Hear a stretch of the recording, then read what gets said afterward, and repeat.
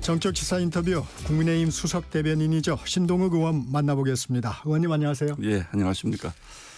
먼저 주말에 그 관심 있는 뉴스부터 좀 짚어보겠습니다. 예. 민주당 이재명 대표가 상속세법 개정하자고 나섰어요. 예. 이번 주라도 하자 뭐 이렇게 나섰는데 정부와 국민의힘도 추진해 왔던 건데 일단 협상 여지는 어떻습니까?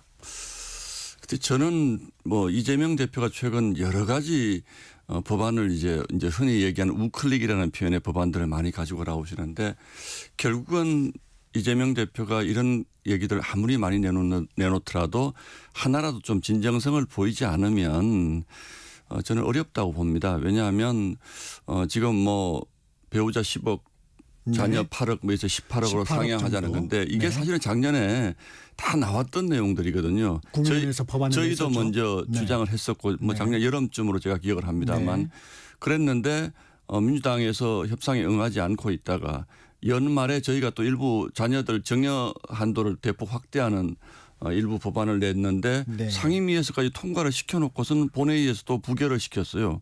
그러니까 민주당이 과연 지금 상속세라든지 또 증여세의 현실화에 관심이 있는 곳인가라는 저희는 의구심을 가질 수밖에 없는데 어쨌든 이재명 대표가 지금 와서 느닷없이 오늘이라도 그럼 할 수 있는가 보자 이렇게 얘기를 하는데 정책이라는 게 무슨 저 아이들 공기놀이입니까? 어제까지는 반대해 왔다가 오늘은 하자 그러면 이게 상속이라든지 이런 문제는 여러 가지 이슈들과 걸려 있잖아요. 이재명 대표가 유일하게 내세우는 것이 그 집에서 그냥 살 수 있게 해주겠다. 이건 일종의 정치적 슬로건 같은 거거든요.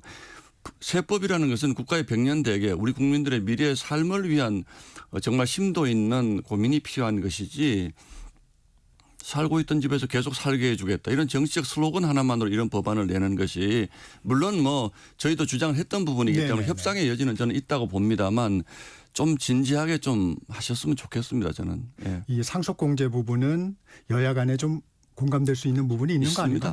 물론입니다. 저희도 지속적으로 주장을 해왔던 거고 가정도 마찬가지고 기업도 마찬가지고 이게 보수 정권의 보수적인 것이라는 것은 과거에 이어져 왔던 것을 그대로 해주자 어느 정도는 존중하자 이게 저희의 철학이기 때문에 있던 집에서 살 수 있게 해주겠다. 이건 뭐 저희가 마다할 건 아닌데 그동안 또는 최근에 이재명 대표의 발언을 보면 너무 진정성이 없기 때문에 과연 정치인의 물론 뭐 말이 바뀔 수는 있습니다만 이런 식으로 나오면 이게 믿을 수가 있나? 그리고 상속세 부분도 꼭 하고자 한다면 지금 정책위 차원의 실무 협의체가 늘 있고 상임이라는 게 있지 않습니까? 기재위에서 항상 협의를 합니다. 이런 부분을 가지고 여야가.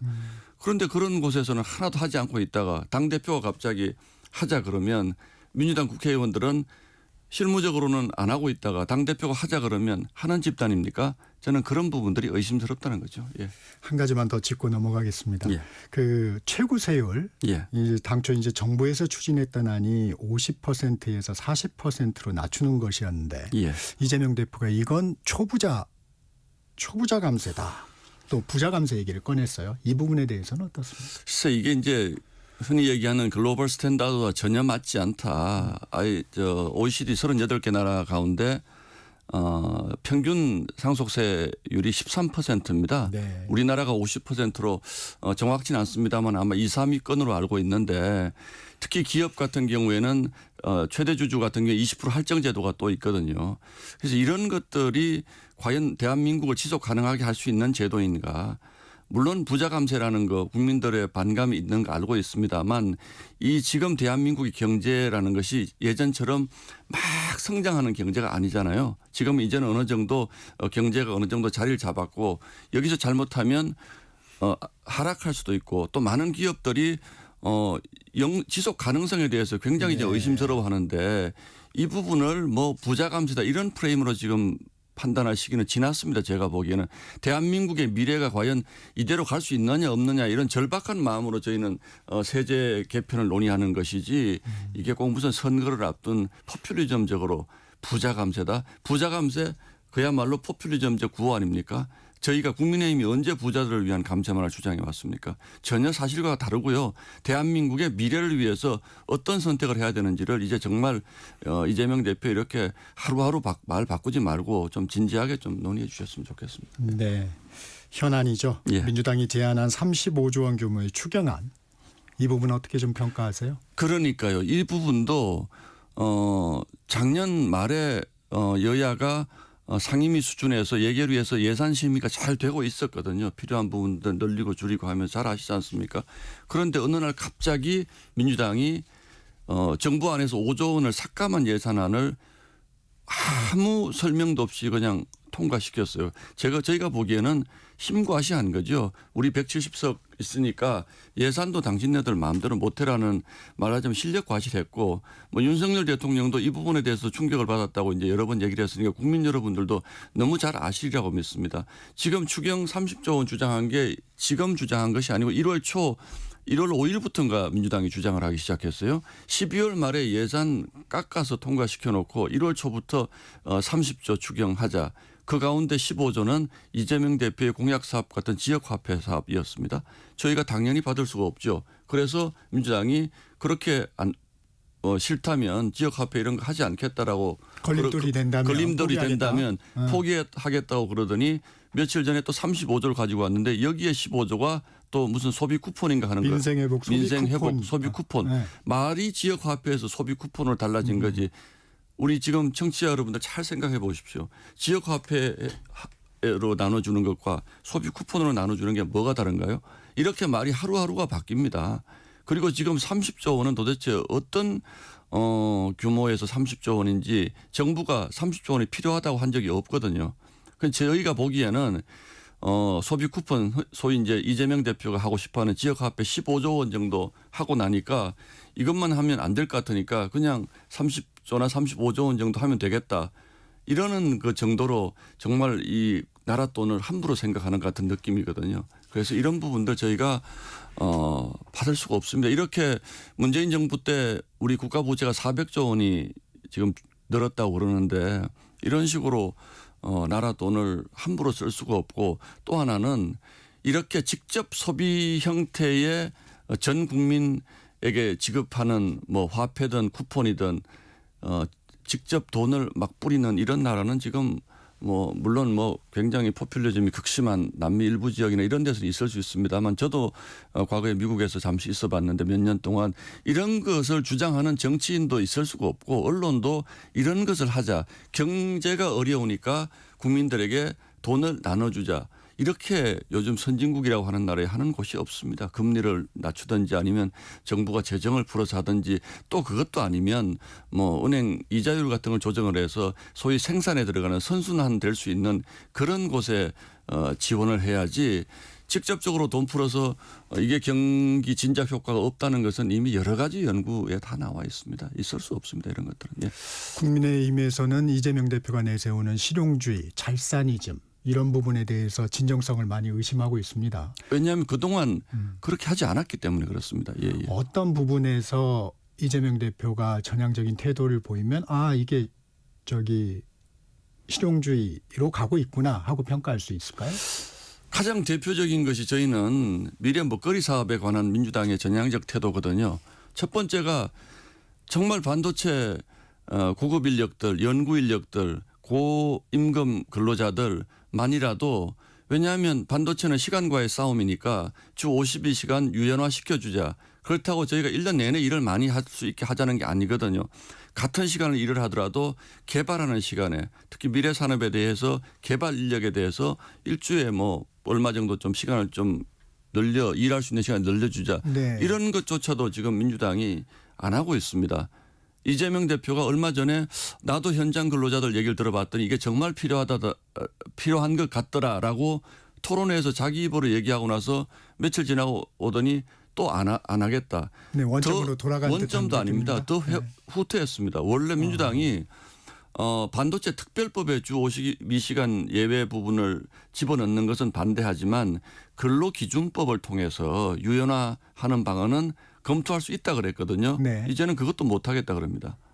특별 연장근로 그 다른 부분으로 할 수 있다는 부분 할 수 있는 말씀하시는 부분이 거죠? 근로기준법에 예외 조항을 둘 수가 있다고 해서 그 부분을 논의할 때 우리 기재부에서 어떻게 저희한테 설명했냐면 민주당이 왜 그걸로 하려고 하는지 모르겠다. 반도체 부분이 지금 시급하니까 해줘도 아무 문제 없을 텐데 분명히 저희가 정부로부터 그런 보고를 받았거든요. 그러니까 민주당은 근로기준법의 유연화를 통해서 주 52시간을 일부 좀 완화시켜 주자라는 안을 가지고 있었거든요. 이제는 지난주에 저희가 네네. 들은 얘기로는 그것도 안 하겠다 그러는 거예요.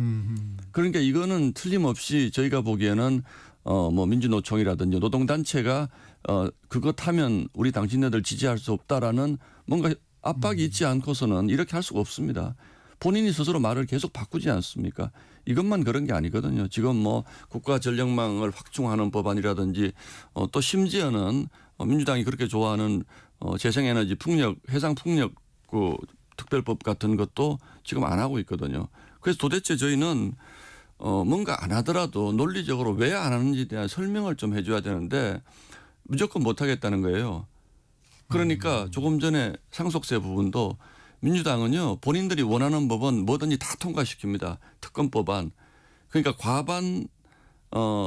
과반으로 통과시킬 수 있는 법안은 뭐든지 다 할 수 있습니다. 아니 상속세법, 증여세법 본인들이 하고 싶으면 지금 당장이라도 할 수 있습니다. 본인들 뭐 상임위에서도 요즘 막 통과시키거든요. 다 할 수 있습니다. 그런데 안 하고 있지 않습니까? 그러면서 저희에게 정치적으로만 하자. 그러면서 국민의힘이 왜 안 하지? 라고 얘기하는 거는 저희가 너무 악의적이라고 저희는 느낍니다. 그런 부분들을. 네. 본인들이 못하는 게 아니지 않습니까 지금. 예. 주말에 있었던 탄핵 찬반 집회 얘기도 좀 해보겠습니다. 예. 아무래도 광주가 좀 관심이었습니다. 광주에서 열린 탄핵 찬반 집회는 어떻게 보셨어요? 민주당에서는 민주주의에 대한 모독이다, 구구 집회다, 막 이렇게 하고 있는데. 저는 정치인의 한 사람으로 정말 이번 사태를 다루는 우리 정치인들의 태도에서 충격과 분노를 느낍니다. 광주라는 곳이 그분들 말 그대로 빌자면 어떤 곳입니까? 우리 현대사에서 대한민국 국민이 가장 가슴 아프게 느끼는 곳입니다.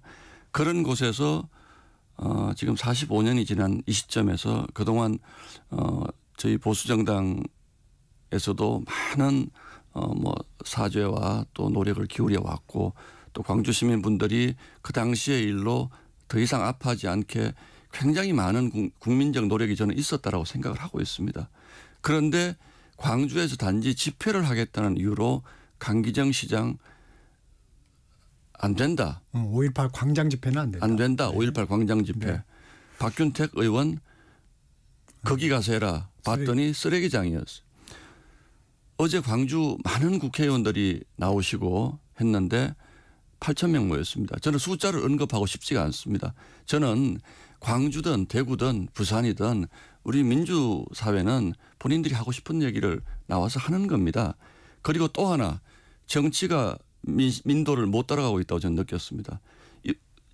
탄핵 반대쪽 집회에서 22,000명 경찰 추산입니다. 22,000명이 나왔고 탄핵 찬성 쪽에서 8,000명이 나왔다 그래요. 3배의 차이가 났습니다. 3만 명이 나왔습니다. 광주라는 도시에서 금남로에 그 길을 사이로 보셨지 않습니까? 3만 명의 시민이 나왔는데 정치인들은 굉장히 무슨 불미스러운 일이 벌어질 거라고 소위 협박을 했지만 어떤 불행한 일도 일어나지 않았습니다. 다행입니다. 네. 저희가 생각하는 가장 안타까운 일은 탄핵 찬성 집회 쪽에서 무슨 대통령 부부의 딥페이크 영상을 뭐 몇 분 동안 틀었다는데 그 정도입니다. 저는 광주를 기반으로 하는 정치인분들 정말 이렇게 하시면 안 된다고 생각합니다. 광주는 대한민국의 광주지 광주의 광주는 아니지 않습니까? 그래서 물론 5.18의 정신 이런 것들 저희가 100% 저희가 수용한다고 하더라도 거기에 가서 지금 집회라는 이 시대 분들이 그 5.18의 정신을 모욕하러 거기 가는 게 아니지 않습니까? 지금의 국민들도 본인이 가지고 있는 정치적 의사를 표현할 자유가 있고 그것이 광주든 서울이든 대구든 다 있는 겁니다. 광기정 시장 그 탄핵 찬성 집회에 나와서 반대쪽 분들을 비난하고 시장으로 살 수 있는 일입니까? 저는 해서는 안 된다고 생각합니다. 광화문 집회에 오세훈 시장에 나가서 탄핵 반대 집회에 나가서 서울 시민 여러분 이렇게 하면 안 됩니다라고 얘기하면 그게 공직자로서 올바른 길이겠습니까? 저는 이제 우리 정치인들이 광주를 정말 좀 놓아주셨으면 합니다. 그래서 모든 분들이 사랑할 수 있고 또 우리 광주든 영남이든 호남이든 또 서로를 존중할 수 있는 지역을 구도를 좀 타파할 수 있는 이런 정치 문화를 만드는데 우리가 앞장서야지 그렇게 하는 건 전 정말 아니라고 생각합니다. 다소 좀 정치적인 질문을 좀 드리겠습니다. 광주는 국민의힘으로서는 전통적인 약세 지역인데 어제 이제 분위기를 보고 홍준표 대구시장은 광주가 변하고 있다 뭐 이런 평가도 좀 했어요. 분위기는 좀 어떻게 보셨어요? 저도 뭐 그 부분에는 일부 동의합니다. 다만 제가 좀 전에 말씀드린 것처럼 광주를 정치공학적 지역으로 제가 분석하고 싶지 않기 때문에 왜 그런 말씀을 드리냐면 지금 광주의 탄핵 찬성 집회 이제 8,000명밖에 안 나왔다는 것도 사실은 민주당으로서는 내심으로는 굉장히 좀 불만스러웠을 거라고 저는 생각을 합니다. 왜냐하면 대개 국회의원이 한 명이 나가면 그 지역구 분들이 또 몇백 명씩 보통 나가거든요. 그럼에도 불구하고 저는 광주 분들이 탄핵의 찬성 반대가 아니라 광주의 정치인들이 그렇게 선동을 했음에도 불구하고 탄핵 반대하는 쪽의 집회를 성숙한 광주 시민들의 의식으로 인정했다 그렇게 보고 있습니다. 저분들도 집회를 하는 것이 맞다. 그렇게 저는 보고 있기 때문에 이런 상황들을 보면서 과연 광주 시민들이 어떤 판단을 하지 않을까요? 제가 뭐 정치공학적으로 이건 우리에게 유리하다 이렇게 말씀드리고 싶지는 않습니다. 예. 윤 대통령 탄핵 심판 얘기도 좀 해보겠습니다. 예. 헌재가 9차, 10차 변론기일을 좀 추가 지정했습니다. 윤 대통령이 신청한 증인도 받아들였어요. 예. 어떤 배경으로 보십니까?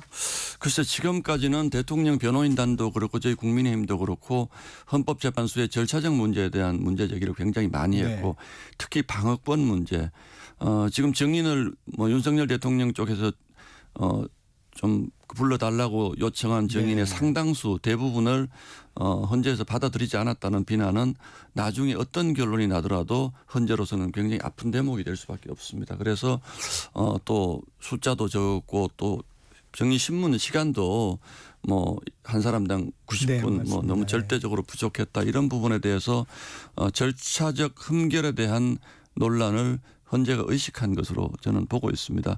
그런데 다만 한 가지 더 아쉬운 것은 이렇게 헌재가 뭔가 시간적 데드라인, 시간적 타임라인이라든지 뭐 결론을 정해놓고 뭔가를 계속 진행하는 듯한 모습은 지금이라도 좀 버리시는 게 좋다.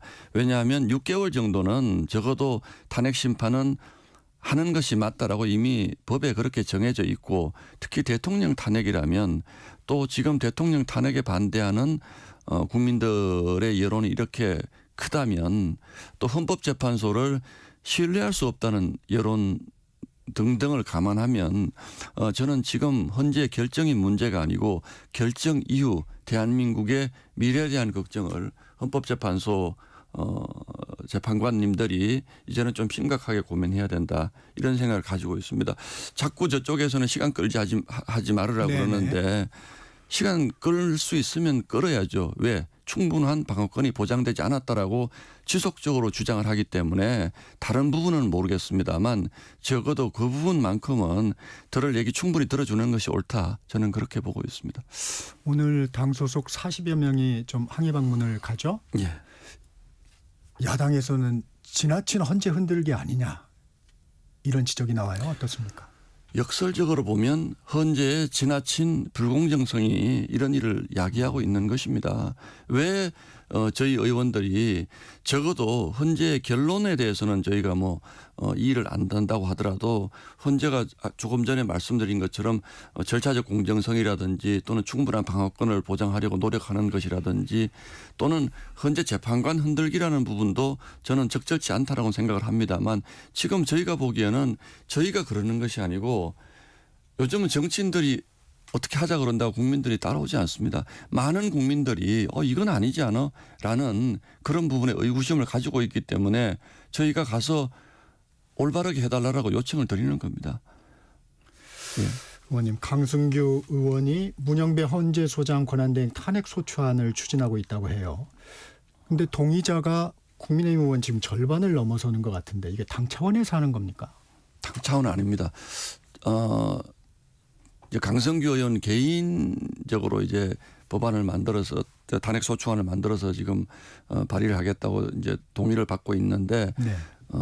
이런 거죠. 이것도 뭐 역시 헌재 방문과 같은 정치적 의사 표시라고 보시면 될 것 같습니다. 저희가 숫자가 작기 때문에 어차피 통과시키지는 못합니다. 그러나 우리는 문영배 소장 대행의 지금 헌법재판 진행이 굉장히 불공정하다라는 어떤 정치적 의사 표시 정도로 보시면 될 것 같습니다. 국회에서 민주당에서 주도로 마은혁 후보자 임명촉구 결의안을 여당이 불참한 가운데 통과시켰어요. 어떤 의도라고 보세요? 이거는 민주당 스스로 마은혁 후보자의 추천에 흠결이 있다라고 스스로 느끼는 거죠. 왜냐하면 지금 국회의장이 국회의 의결이 필요한 것을 본인의 이름을 가지고 권한쟁의 심판 청구를 하지 않았습니까? 그래서 일각에서는 국회의장은 그런 자격이 없다. 국회 의결을 거쳐야지 권한쟁의 심판 청구를 할 수 있다라고 주장을 하니까 본인들이 처음에는 아니 그렇지 않아. 이거 어떻게 건건이 다 국회 의결을 거치니 국회의장이 하면 돼라고 했다가 이게 문제가 될 것 같으니까 이런 결의안을 민주당이 발의를 했어요. 결의안이 통과됐다고 하는 것은 국회 의결로 볼 수도 있는 거죠. 그렇기 때문에 저희가 그날 표결에 참여를 안 한 겁니다. 저희는 동의하지 않기 때문에 마은혁 후보를 저희가 그 헌법재판관으로 합의한 적이 없습니다. 그렇기 때문에 저희는 마은혁 후보자에 대해서는 여야 합의를 거친 후보로 볼 수 없다라는 입장을 가지고 있습니다. 의원님, 한동훈 전 대표가 복귀를 예고했어요. 머지않아 찾아뵙겠다. SNS를 통해 밝혔는데 당내 입지 어떻게 보세요? 글쎄요. 뭐 대표를 하시다가 갔으니까 복귀라는 표현은 어딜 떠나신 게 아닌데 왜 굳이 복귀라고 하셨는지는 잘 모르겠고 뭐 활동을 하시는 것에 대해서는 뭐 저는 뭐 충분히 본인의 판단으로 할 수 있는 것이다라고 생각을 하고 있는데 다만 뭐 이 질문도 하시겠지만 지금 조기 대선 부분에 대해서 저희는 굉장히 성급한 판단들이다라는 생각을 가지고 있고 제 개인적인 생각도 지금은 대통령 탄핵이냐 아니냐가 아니고 지금 대통령 탄핵 과정에서 벌어지고 있는 이런 여러 가지 일들에 대해서 저희 당이 좀 집중해야 될 시점이다. 대통령이 탄핵이 되더라도 충분한 절차와 방어권이 보장된 상태에서 헌법재판소에 아주 냉정하고 객관적인 판단으로 이루어졌을 때 국민적 분열이 없는 것이기 때문에 저희가 그게 이재명 대표의 재판 일정에 맞물려서 마구잡이로 막 가는 부분에 대해서는 저희 당이 집중해서 그 부분을 막아야 되는 시점이기 때문에 지금 그런 것들은 아무것도 하지 않고 조기 대선에 좀 정신이 팔려 있는 것은 정치인으로서 뭐 좀 생각해 볼 대목이 있다. 저는 그렇게 보고 있습니다. 네, 오늘은 여기까지 듣겠습니다. 지금까지 국민의힘 수석 대변인 신동욱 의원이었습니다. 고맙습니다. 감사합니다. 전격치사